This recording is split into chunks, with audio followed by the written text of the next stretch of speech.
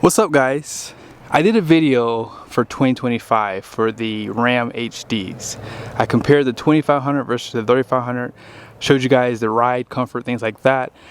However, for 2025 and 2026, Ram made a pretty big change for the 3/4 ton, and it's worth redoing that video. So let's go ahead and jump into it.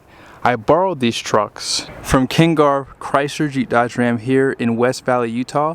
Be sure to ask for Josh. His number's down below. You can text him. They have a ton of selection of everything. They have a ton of HDs.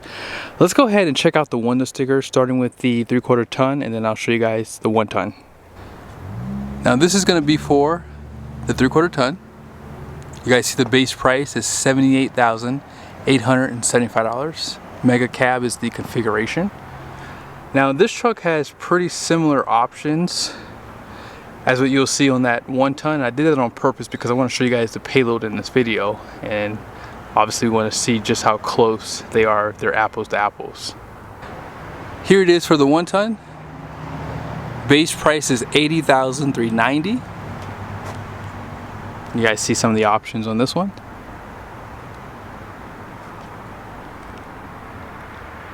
So as I said, pretty similar. Now this one does have the air suspension. That's probably the biggest difference, but total price is $98,160.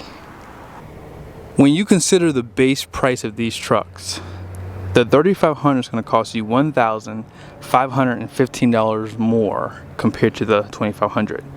And these are as apples to apples as you can get it. Both mega cabs, both Laramie trims. Night edition, as you see there, they have the power deployable running boards. The only difference is the 1 ton does have air suspension, but I would venture to say that won't make much of a difference for the 3/4 ton because they just remove the coils, add the bags, and a few things like the air pump. So it's probably going to be, what, 30 pounds difference maybe on the payload, maybe it may not even show up, honestly. But yes, when it comes down to getting a 3/4 ton, Ram made it more advantageous in this segment, and we'll go over that here in a second. But you can't tell the difference between these two trucks. If you're looking at them, you don't know which one is which. Now obviously that molten red is the 3500, and let's just take a quick second and marvel. That red with blackout looks so good. I think this is the first time I'm seeing this truck with the blackout, and man, it hits hard for sure. 20-inch wheels. You get the premium lights now, just like you get on the Limited. The only thing that's missing for me is the fender flares, but you can add those if you like. So let's go ahead and talk about the front axle. So you guys know Ram is actually really good at giving you the best axle right out of the gate, simply because they know that most guys buying these trucks are going to probably work with them. So you do already have the best axle rating on this truck. So on the front end, this truck has a 6,000 pound gross axle weight rating. For the 1 ton, it's going to be the exact same. Now here's where the advantage lies with this truck. You see right here, 6,000 pound front gross axle weight rating. However, on this one, it has a 7,000 pound axle rating in the rear. So if you do plan on obviously hauling something heavy full time, or if you're towing a big trailer that's going to put a lot of pin weight on the truck, this is the way you're going to go. Now on the 3/4 ton, you probably already saw it was 6,040 pounds for the gross axle weight rating. So right here, 6,040 pounds. That's actually a pretty good number, because if you consider most of the weight is going to be on the front of the truck, because that's where the engine is. So you're probably, venture to say, maybe somewhere around 3,000 pounds, give or take. Now that's not going to be the payload, but you do have a lot of capacity available on that rear axle. Both trucks are going to have the exact same tires and capacity. However, this is the biggest advantage to the 3/4 ton, and I've done a video on this in the past. The way that Ram sets the tire pressure for this truck is different for the 3/4 ton versus the 1 ton, and that's simply because of carrying capacity. Now you guys will see here, Firestone Transforce AT2's exact same tire. It's going to be an LT 285/60/20. It's going to have 3,640 pounds of capacity at 80 psi cold. So when you look at the yellow sticker, which I'll show you guys pretty much at the end of this video, I'll point that out to you guys. But this is the biggest advantage on the 1 ton. So I'm going to show you guys right here. Do you guys see that frame? So this back portion of the frame, that's going to be fully boxed. Okay. Now let's go ahead and take a look at it for the 3/4 ton.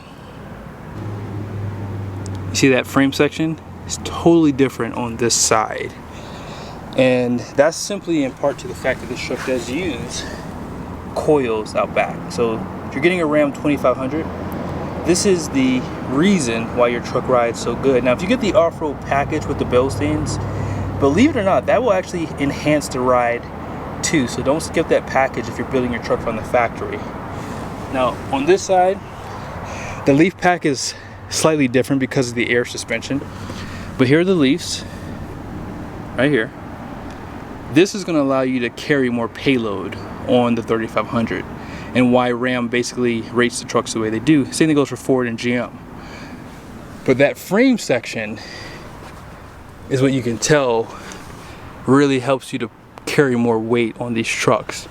They both do have the 5th wheel prep package. However, they're going to have different ratings here.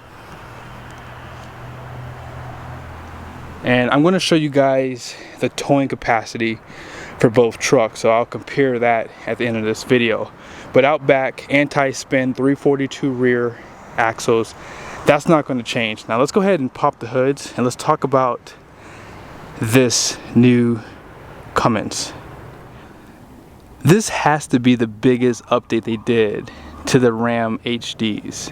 In the past, the 3/4 tons were limited to just the standard output Cummins simply because of how heavy the transmission was from 2024 and earlier pickups. Now for 2025 plus trucks, you can now get all the horsepower, all the torque with the best transmission towing.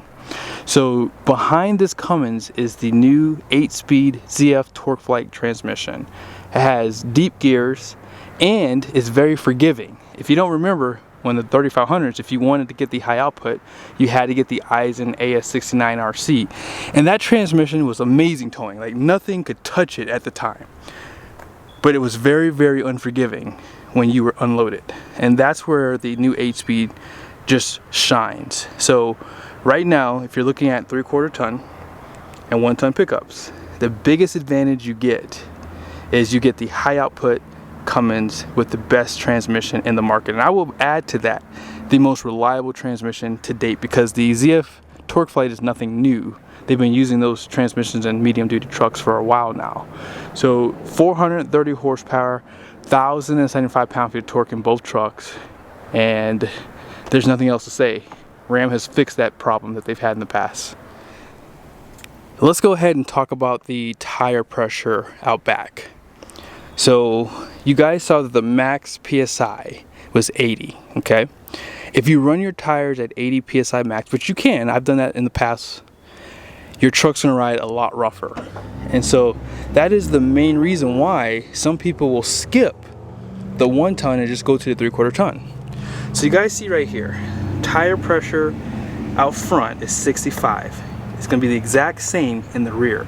You also can see the payload capacity is 2,612 pounds. So if you don't remember, when they introduced these trucks early on in 2025, they came out with a gross vehicle weight rating of 10,190 pounds. Do you guys see that right there? What's that number? That number is 11,040 pounds. So if you take 11,040, subtract it from 10,190, they basically added 850 pounds of payload capacity to this truck. And it never made sense, because before 2025, they always had 10,000 pounds. Now, the main reason why they did raise the GVWR from 10,000 to 10,190 for the 2025 plus trucks is because the transmission got heavier and they went back to cast iron for the block. And that added weight to the truck, which meant it pretty much hurt the payload capacity. So here's what we're going to do really quickly. If you take 11,040 pounds and subtract it from the payload capacity here, 2,612 pounds. That'll give you the curb weight of this truck. So this truck, this is a 3/4 ton, weighs 8,428 pounds on the curb. So if you take that 8,428, subtract it from the 10,190, that's how much payload this truck would have had if it did not have that higher gross vehicle weight rating. You guys see right here, the tire pressure for the 1 ton is 65 out front, which is good. However, it's 80 psi out back. So that is why the 1 ton rides a little stiffer. 1, the tire pressure, and 2, the leaf pack. Now, air suspension does help a little bit with the ride. In the past, I've noticed that the air suspension does help a lot on the highway, but at low speeds, it's still a little stiff. But on this truck here, you guys probably saw earlier, it had a 12,300 pound gross vehicle weight rating. If you're getting a 1 ton mega cab, they do raise that number from 11,800 pounds because the crew cab standard bed is 11,800 pound gross vehicle weight rating. They raise it 500 pounds, that way you have more payload capacity because this is a larger cab and the frame is a little bit heavier too. If you're getting a crew cab long bed, it would be 12,300 pounds too. So that's why this truck has so much payload, because you have a higher number here. So 3,765 pounds of payload, and this truck weighs 107 pounds more compared to the 3/4 ton. And again, it's going to be because of the framing and the leaves. But yeah, if you look at the payload capacities, 20, or I would say nearly 2,700 pounds of payload is more than enough payload for a lot of RVs now and big boats. In the past, having less than 2,000 pounds of payload was very, very laughable, and Ram has fixed that issue. So if you don't necessarily need a 1 ton, you can now buy a 3/4 ton to tow your RV.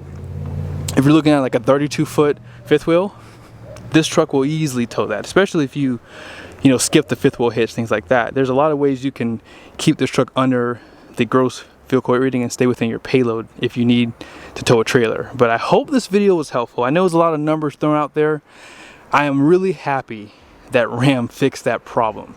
Having less than 2,000 pounds of payload was silly. Ford and GM have raised their numbers on their trucks too for the 3/4 ton segment, because you need at least 2,600 pounds or more to tow a decent sized trailer.